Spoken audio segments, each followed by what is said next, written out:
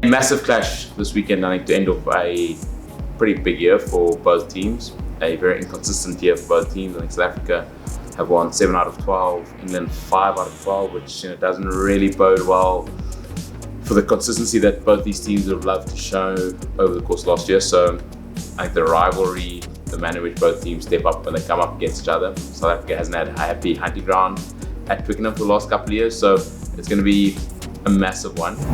So Twickenham holds a really special place in my heart. I made it my debut year back in 2004, playing against the then world champions, and scored a try with my first touch of the ball in international rugby. So a really special place. You come to what could effectively be seen as the home of rugby in front of a incredibly pragmatic and sometimes hostile crowd.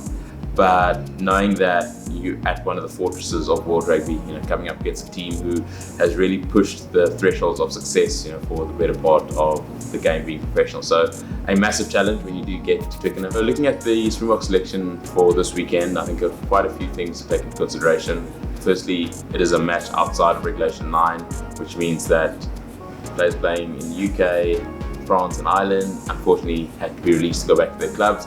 That takes someone like Jasper Wiese, who was the front runner in the number 8 Springbok jumper, out the mix, and gives someone like Evan Roos, who has been playing phenomenal rugby over the last 12 months, an opportunity to have his first test start.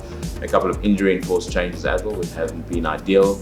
And when you look at the team, some very young blood, some experienced heads, and Makazole Mapimpi coming back onto the field.